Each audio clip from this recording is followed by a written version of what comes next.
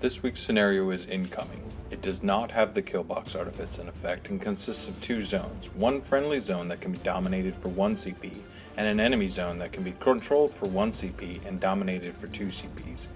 Each player has a friendly objective which can be destroyed by your opponent for 1 CP. The objectives consist of Defense 5, Armor 18, and 15 health boxes and have firepower. While the objective is not contested by an enemy model, ranged weapons with light artillery rule within 4 inches of this model gain boosted damage rolls. As we look over this army list from my Harbinger of Menoth, just wanted to say thanks to Advanced Maneuvers for having me back on the channel. This is my second chance to be on the channel officially. I was quartered once in the finals of a team tournament, also with Harbinger, by the way. Last time I played Trolls, so it's kind of nice to play my main faction on the channel this time. Harbinger's been my favorite caster, and it's what got me into Menoth in the first place. You know, this Harbinger list has been a work in progress, better part of 2 years.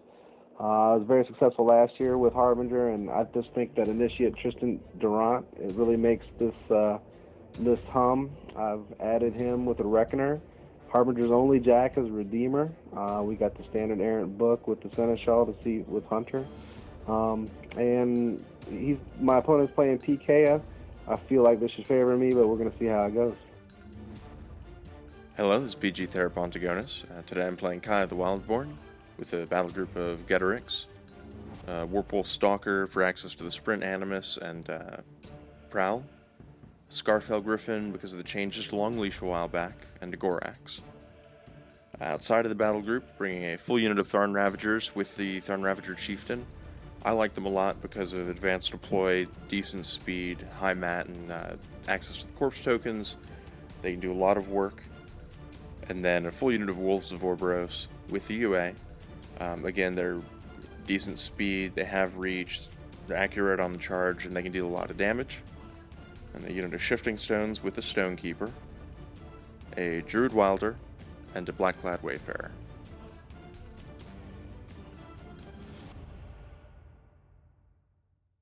One of the things I want to do with my deployment on a split zone scenario, set Harbinger up centrally. I like to keep the book on the right, load out the jacks towards the zone that's going to score me the most points, meaning I don't have to be in it. I can just control it to score points. So I'm going to put the Avatar and the Reckoner on the left-hand side. I've really actually had some issues setting up because I'm playing with Tristan for the first time with Harbinger this season, and you know, I was very used to just setting up my jacks on either side of Harbinger, and I could pretty much set up in no time flat. What I've done here is I've set this whole thing up, and I haven't really decided where I want Rhoven to go. And I've decided I want the Redeemer to have Rhoven, so that's the best way to snipe out stones against Circle. So I have to do a little bit of last-minute rearranging here.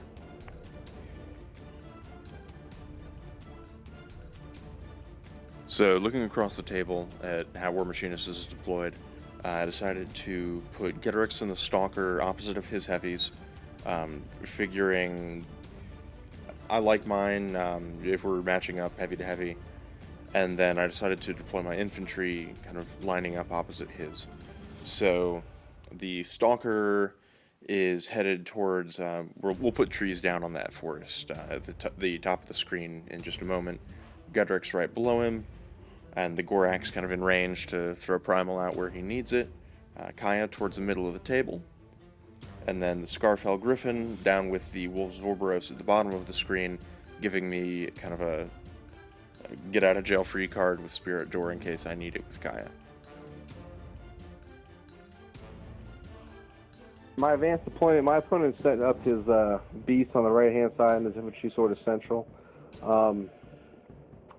PG-Theripontigonus is excellent circle player. We've had a chance to play a couple times in the past. I don't believe he really wanted to play PK against me, but it's kind of what he brought painted, and so we figured we'd play it out and see how it goes. So I set my Errants up essentially so I can get right down the middle before I feet.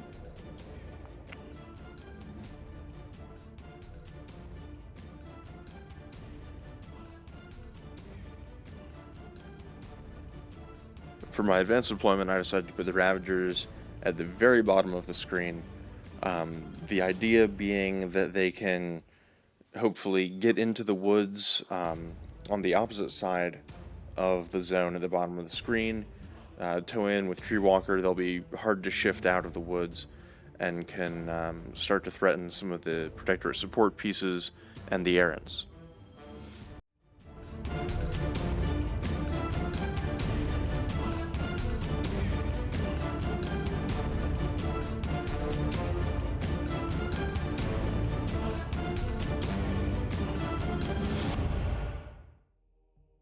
Alright, Harbinger turn 1. Looking at the terrain, the way it's been set up, the zones, I really feel if I can get Harbinger up to either one of those two walls in the middle of the board before I feet, then I'm going to be in pretty good shape. He's got a lot of single wood infantry in the middle, and you can't see as much on the bottom are his Tharn Ravagers. So he's got his multi-wound infantry down there on the flank. I'm just going to run my Errants up.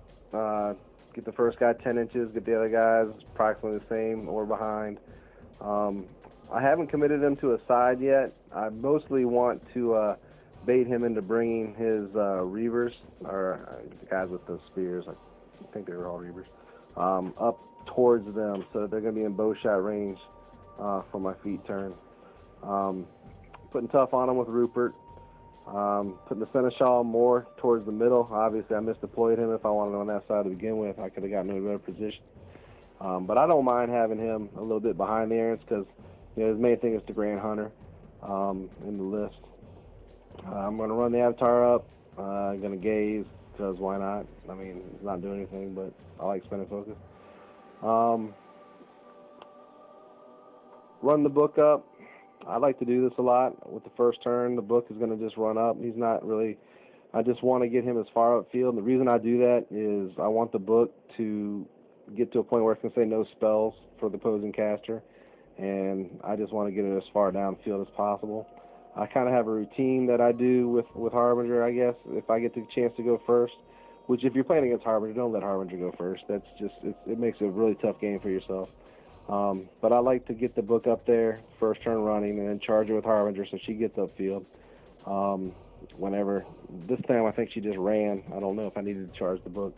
However, it's it only takes 1 point of damage. And then I'm going to feet usually on turn 2, and I'm going to say, give the Errants fire weapons. So I want to make sure that that book's in a position where it's going to catch all the Errants in the unit.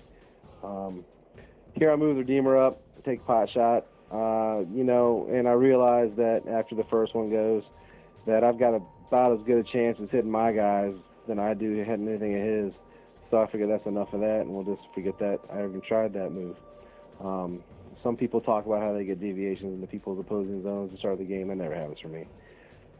So move up the Vassal, put Enliven, and call it a turn.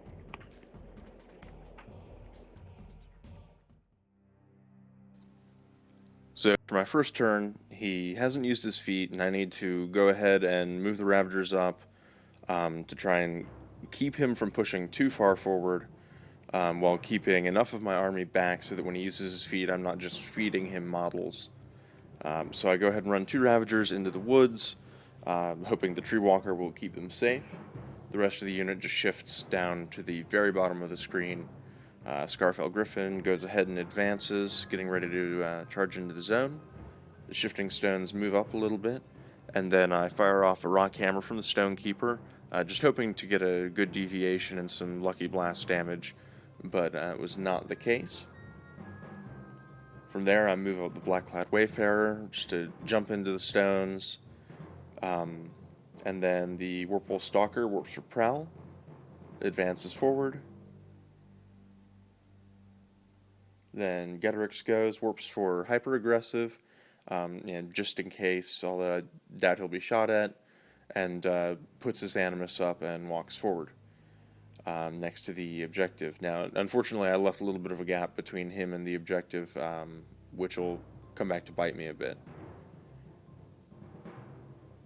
The Wolves of Orboros go ahead and spread out because of the Redeemer over on the Protectorate side.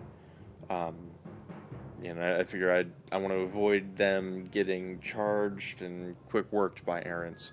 So I go ahead, go with Kaya, put Occultation onto the Wolves of Orboros, and then move up behind the objective. And the Gorax heads over towards the Stalker, and that's my turn.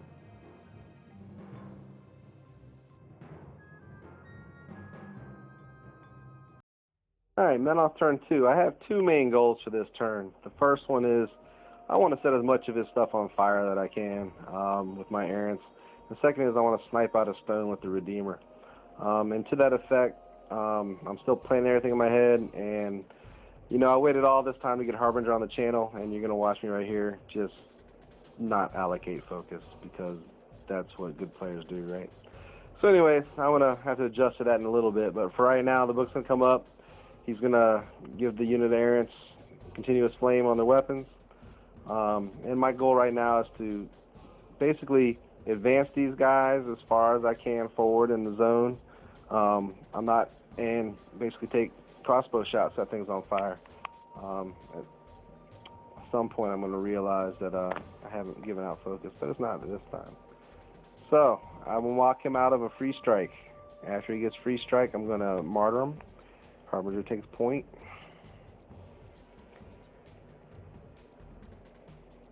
And I will now have a chance to shoot more of his model.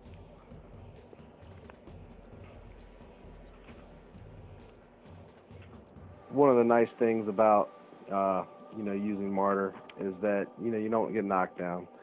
You continue on your through movement, and it's as if it lets you open up all types of avenues that aren't normally there for someone not playing Harbinger. I feel I have range on a couple guys, so I'm marking the ones that stood still. And now we'll start taking some pot shots at Kaya because I have line of sight to her, so why not? Let's see if we can get his caster on fire to start off the game.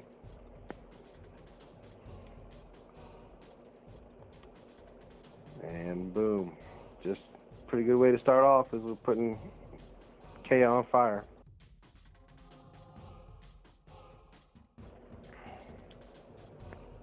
I try to leave a pocket behind those Errants on the left. Somebody able to run my avatar up and gaze. It's not going to be a big mystery, but this entire time, both players know that this is going to be Harbinger's feet turn.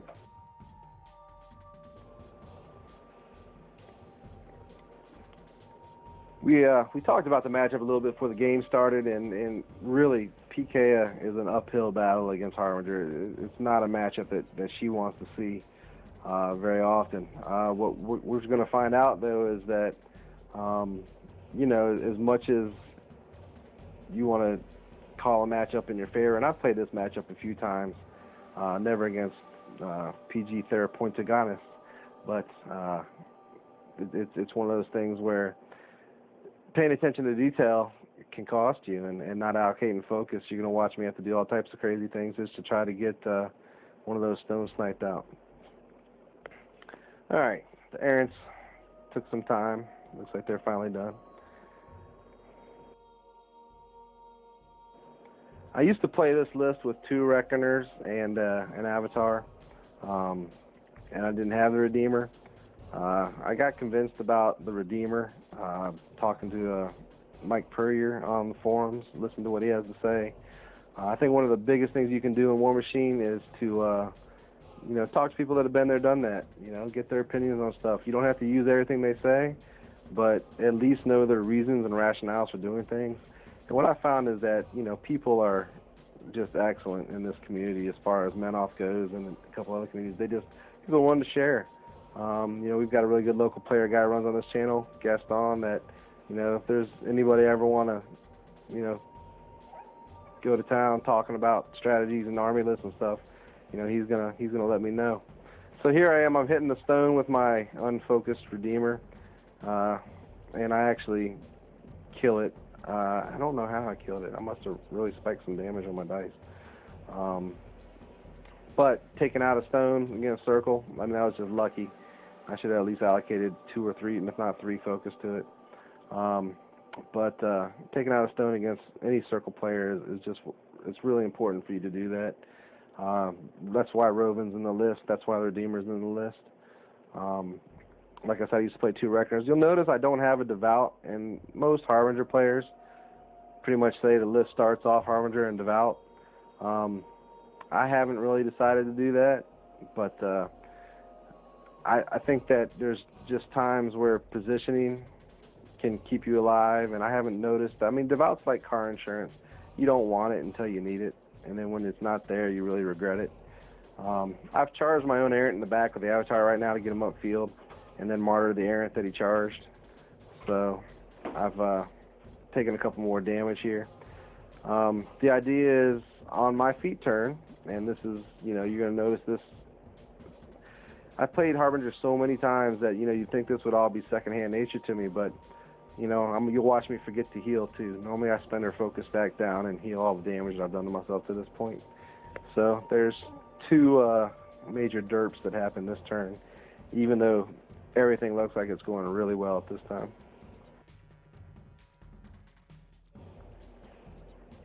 The assault shot actually took the guy out, I think, before the charge attack, which was pretty nice for the Seneschal. My latest rendition, I'm cutting the Seneschal. I used to see a lot of Goat Vana, and I'd like to have the Seneschal in there against her for Fog of War and stuff like that. My latest thing is I'm starting to think that there's more Meat Mountain and stuff like that going around, and I'm just thinking Gorman's the call. So for the start of my second turn, Harbinger has used her feet, so I need to get something into the zone so I'm not giving up too many scenario points early without giving up all of my infantry to the Errants and her feet. I also can't do basic math, so I realized that the Gorax is going to have one on him. He takes his threshold check but does not frenzy, and fire continues to burn on Kaya and on the Gorax. Now I also need to try and deal with the Avatar, who has Gaze of Menoth up and Enliven. The Blackclad Wayfarer is the only model in my army that can move and not take damage under Harbinger's feet, so I go ahead and come up with what I thought was a clever plan to try and trap the Avatar. Move the shifting stones up, Blackclad Wayfarer walks and then phase jumps behind the Avatar, hopefully blocking it in. As you'll see shortly, though, there's just enough room for the Avatar to kind of wriggle out and walk away, which was very unfortunate for my plans this turn. Let's see. After that, I went with the Gorax, swapped Primal onto Ghetorix, figuring if I can take the Avatar out, it's worth frenzying for a turn. Even if the Reckoner kills him, then the Stalker can get the Reckoner, and I'm doing fine on peace trades.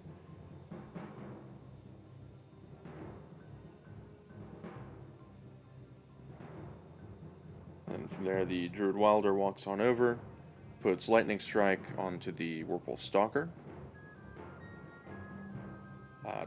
intending to send it into the 3 Errants that are kind of hard to see just above the Avatar on the screen.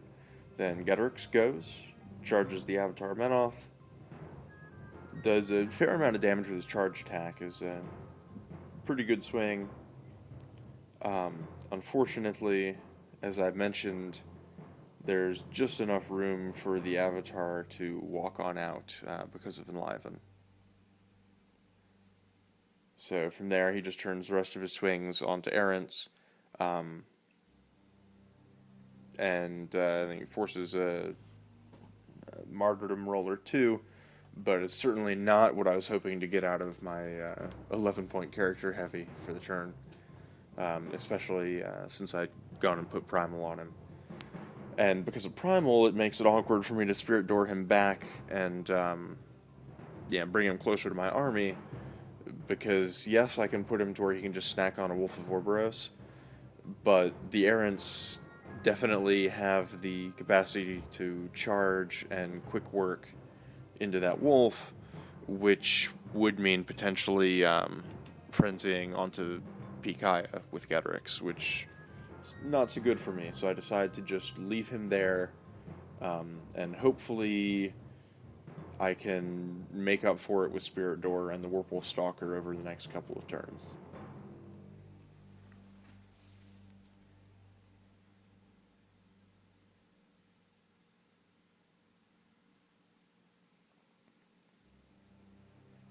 So next, I go ahead with the Tharn Ravagers.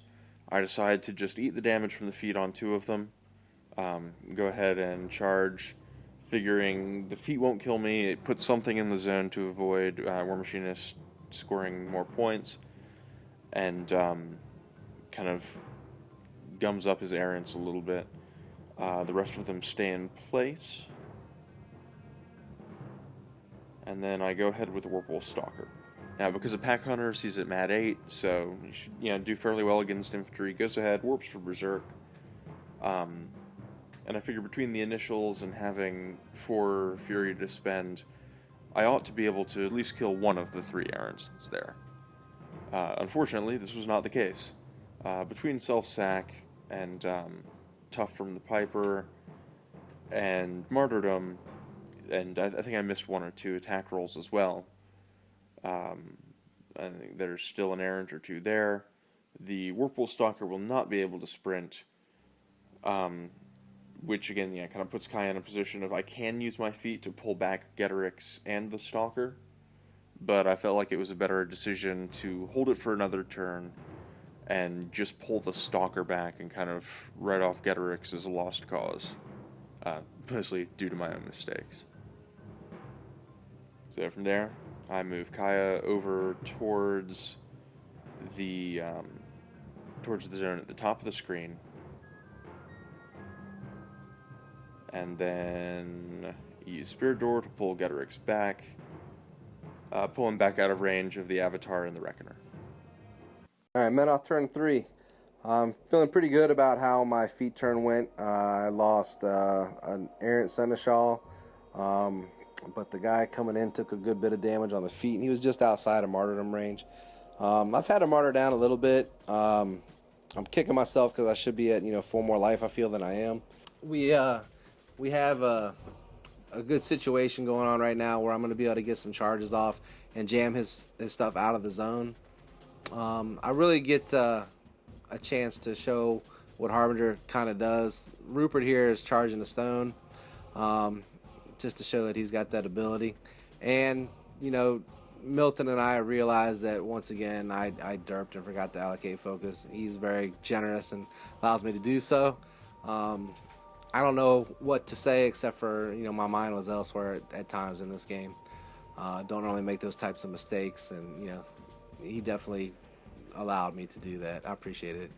So here we go. Avatar is going to hopefully kill ourselves at Ghetorix. The Errants are hopefully going to get a chance to go do their thing. We're shouting battle right now with the choir. The peace trade setup is very favorable for my side at the moment. So I believe we ancillary attack this, or maybe I just walk them up. I'm going to buy attacks if I need to. This looks like Avatar has 2 focus on him, so I'm using my shield attack on the Blackclad, so that takes him out. And now we're going to use our sword attack on Ghetorix.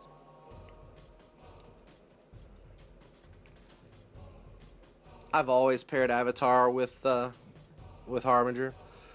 I just think the fact that everyone makes a big deal out of Harbinger's 10 focus, but I think you'll find at a lot of levels, Harbinger players don't want to take that focus off of her and put it on Jax.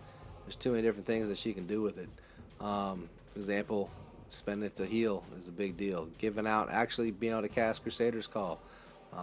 Giving out Guided Strike, or Guided Hand rather. So, Fear of God is another one. And Fear of God is something that I haven't cast nearly as often as I feel like I should. So I'm trying to add that more to my game. So right now, I believe we're determining, does the Redeemer have line of sight to, I can't remember what I'm trying to shoot at. I think the Stalker. So go back and forth a little bit about it. And, anytime you're playing a game with somebody, it's in my mind, especially if they're people you're going to play all the time with, it's not worth it to get into a big debate of things. If it's possible to let it go, just let it go. You play enough people enough times, they'll start to respect that. I think that's different. I think it's a little bit different though when you get into a tournament setting. In tournament setting, I think that it's important that you establish early. The game's going to be played tight. What I don't like is people that start the game off all loose and don't have any problems with anything, and then the game gets tight, and all of a sudden it's like, you just took a free strike there. No, I walked around. No, you didn't say you walked around, so you took a free strike. That type of thing. All right, here comes the Errants, and this is I don't know what I'm thinking here. I'm gonna try to charge the Stalker. We had a debate that guy was. In fact, I'm gonna go rewind that real quick and go look, because we said his arc was not pointing at the Stalker, and I wanted to check that out. So I'm gonna pause this, and I'll be right back. Well, I don't know if you guys rewound the tape, but I did, and that guy was definitely in the Stalker's front arc. The guy in front of the wall, 100%. So I don't know why that was told that it wasn't to be. It was actually a bystander that said that wasn't a legal charge. But you know what? Rather than argue it, let's just play it out. Other people that he can go after. So we sent him after a more inconsequential guy. There's that little Griffon, and he's kind of an important piece. I must have asked 12 times, does that guy trample? Does that guy trample? Does that guy trample? And for the life of me, it'll come into play later. But it's important in Warmachine that you ask what it is you want to really know. Because what I really wanted to know was, could that bird get away without taking free strikes? And what I kept asking is, can it trample? So that's my fault. I wind up not being able to take care of the guy on the edge of my zone, because I needed to charge the Errants forward, I felt, to kind of jam him out of the zone. And as you see, I'm pretty much making the engagement line well on his side of the board, and that's, I feel, anytime you get a chance to do that, it's a really good deal. At this point, I'm getting some quick work shots, actually having some decent dice as far as the bow shots go, and taking out multiple infantry models of his. So here we go. We're charging this guy in our zone. The rest of the guys are running. I think the other bodyguard charges the guy off screen, and actually does real good damage. I think takes him off, and I think the guy charging the guy in the zone, who's only at half life, doesn't get the job done. So go figure. And I think that tilted me just a little bit, because I wanted to score on this turn, and I felt I was gonna be able to score 2 points and the objective. So I was looking at trying to get up 3-0 on this turn.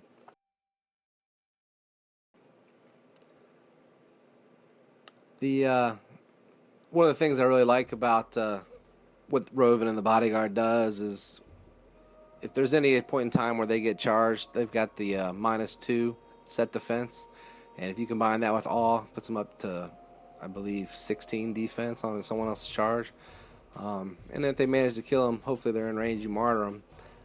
You can get a lot of good work done. So at this point, my Reckoner's coming up, and I can't even remember what he's shooting at. Maybe it's the objective. But what I needed to do was, I shot the objective. What the Reckoner needed to do was somehow get to that stupid stone over there that's contesting the zone. So my plans are all unraveling due to some pretty good placement by my opponent, and just lack of foresight by myself. I wonder what I do with this Vassal. I know if I'm angry, I'm going to make that Reckoner shoot again. I know if I'm smart, I'm going to put Enliven on my avatar. Okay, I put Enliven on the avatar. So, oh wait, maybe I didn't. I just put Enliven, I just took it back. So now Enliven went to the Reckoner. Okay, I guess the idea is, my feeling is if he can clear out those Errants, that the Wolf has an easier path to get to the Reckoner than it does the avatar.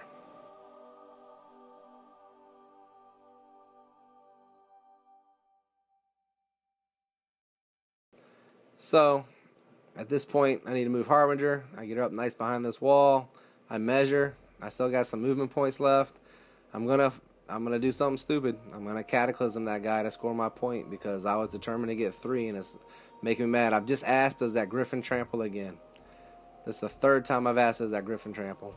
It's important as it is to know your army, is to know your opponent's armies. And I mean, could this game have been going any better for me? And then here I am. I moved an extra inch, and then this is another dumb thing I do. I actually boost the Cataclysm. I needed a 5 to kill, or 4 to kill, or something like that, and I boost it. I mean, so now I'm going to sit on 3. I've waited a long time to get Harbinger on this channel. I've had a lot of success with Harbinger in our area, and I wanted to show everybody what I could do, and I just showed something really dumb. So this past turn was pretty rough for me, but now that Harbinger's feat's over, I have a chance to kind of make up for it here. Go ahead, read my Fury. Fire continues to burn, and I realize that I've still managed to leave the Gorax sitting on 1. He passes his threshold check again and manages to not frenzy on Kaya. So the first thing that I do is activating the Tharn Ravagers, since they're simple and kind of out of the way. And I kind of look at Harbinger's health value and decide that I'm going to try and go for it this turn. So the objective is to go with the infantry first, see if I can't force some more martyrdom rolls, and then go with the plan to try and kill her. So the Ravagers charge Visgoth, Rhoven, and his bodyguard. Unfortunately, there's not many of them left after the last couple of turns. I go ahead and miss one of the 2 attack rolls, hit with the other one, and deal enough damage to take one of the models out.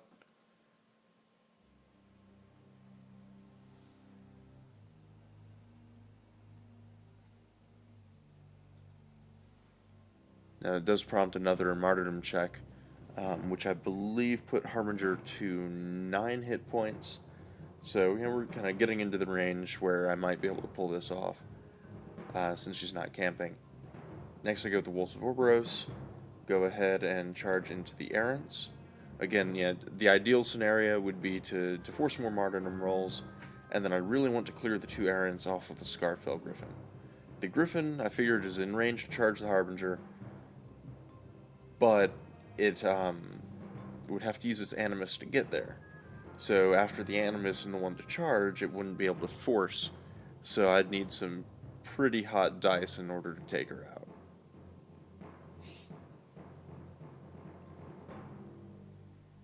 Now the Wolves did use Power Spell this turn, since this is kind of make or break for the game here.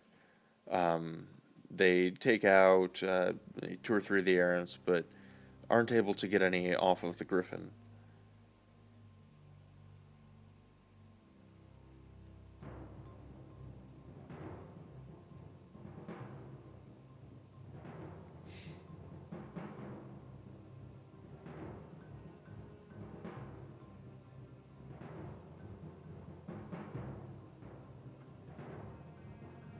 So now, looking at the top side of the table, trying to come up with a plan. Unfortunately, the biggest problem for me at the moment is the book. I really need to get rid of it because it's chanting no spells, and it would be a lot easier to kill Harbinger if I could use Pikaya and Spirit Fang. Both with her initial 6 Fury and with the feat, she can deal a decent ranged assassination. So I go ahead with a Warpwolf Stalker. I trample over the 2 Errants towards the book, kill one of the Errants on the trample,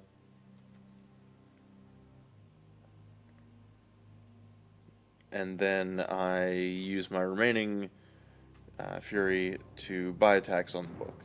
And I believe I missed one of them as well, so it only dealt 3 points of damage, leaving the book on 2. Which is very unfortunate for my plans for the turn here. So, just kind of rolling out the attacks right now.